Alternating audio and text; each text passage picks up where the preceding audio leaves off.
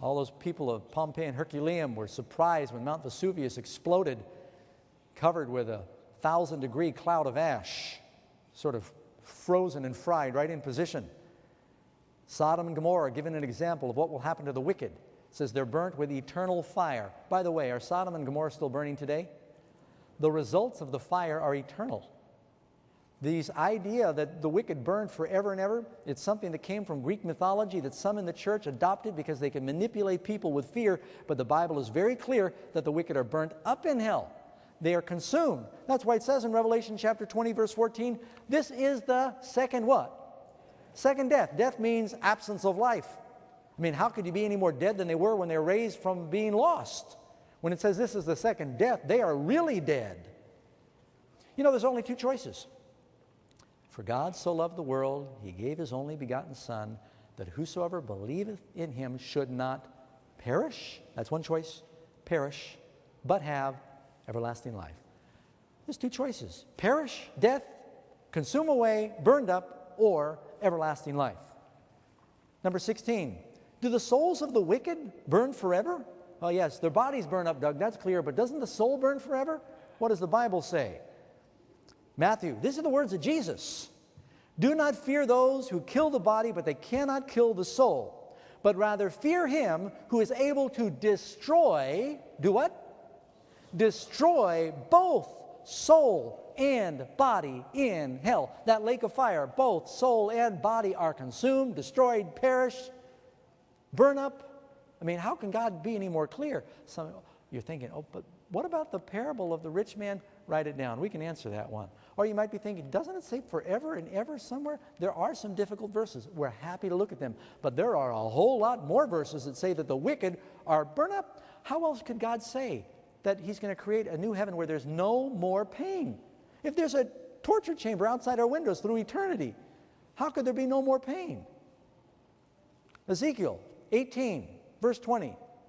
Souls, do they live forever? The soul who sinneth shall what? Die. It's like a dictionary definition. So let's quickly review what's happening both before and after in this millennium. We got a little chart up here on the screen. The millennium begins with the second coming of Jesus and the first resurrection. During the 1,000 years, the saints are in glory. We are living and reigning with Christ. We're going through the cosmos, telling the wonderful things he's done. Like I said, 1,000 years Sabbath, both for us and the planet's going to be fallow for 1,000 years during that time. We're going to be doing judgment at that time. You know, it said we'll judge angels. What does that mean? We'll be confirming that these fallen angels received to be destroyed. And by the way, it even says the devil, who deserves to burn forever and ever more than anybody? I mean, come on, say it. Satan. You know, the Bible says, I'll bring forth a fire from the midst of thee, and it will devour thee. I'll bring thee to ashes on the earth, and them that in the sight of them that behold thee, thou shalt be a terror, and never shalt thou be any more. You shall not be.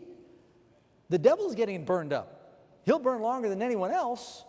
One place it says day and night. And, I hate to think of anyone burning for a minute. How about you? It's awful. They had a replay of 9/11 a few days ago, some of the tragedy and some of these people that were so badly burned. Just, it's awful. And the idea that God is a sadist, that he's going to torment people through endless ages for the sins of one lifetime, that's a doctrine of devils if there ever was one. So many people have turned away from God as a God of love because of that false teaching. So during the millennium, the righteous are in heaven. The earth is desolate during that time. Number 17, I love this part of the lesson. After the fire goes out, what will God do for his people? It says, you'll go forth from the New Jerusalem, the wicked are ashes under the soles of your feet. And at that time, God creates a new heavens and a new earth. Isn't that good news, friends?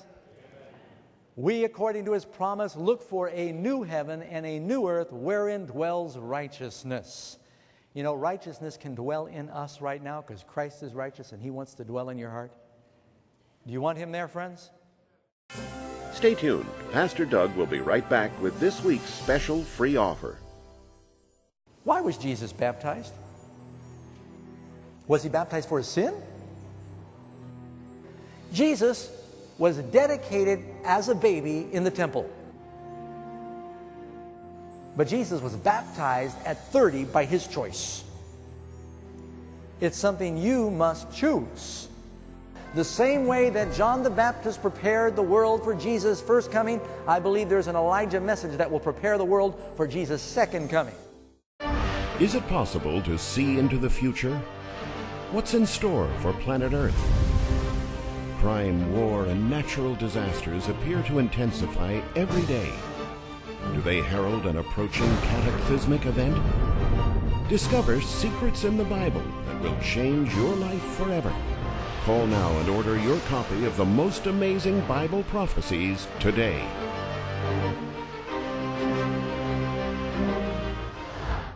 Thank you for joining us for this broadcast. If you've missed any of our Amazing Facts programs, visit our website at amazingfacts.org. There you'll find an archive of all our television and radio programs, including Amazing Facts Presents, Central Study Hour, Everlasting Gospel, Bible Answers Live, and Wonders in the Word.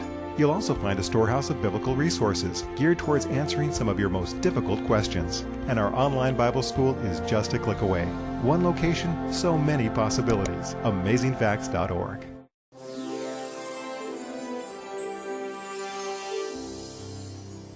Hi friends.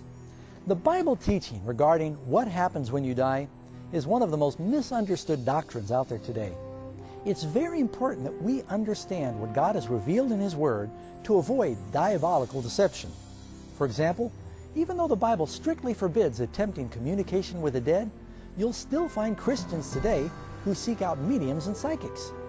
We'd like to share more about what the Bible says regarding this important subject. So our free gift for you today is a study guide entitled, Are the Dead Really Dead? In it you'll discover how much the Bible has to say about this critical topic. And we'll send it to you absolutely free if you simply call the toll-free number on your screen and ask for offer number 117.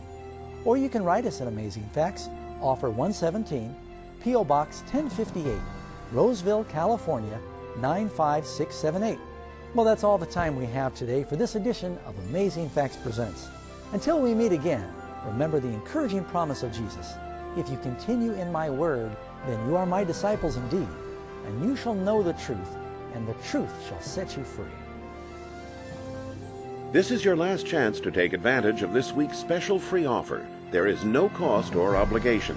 Just call the toll-free number on your screen and be sure to note the offer number when you make your request.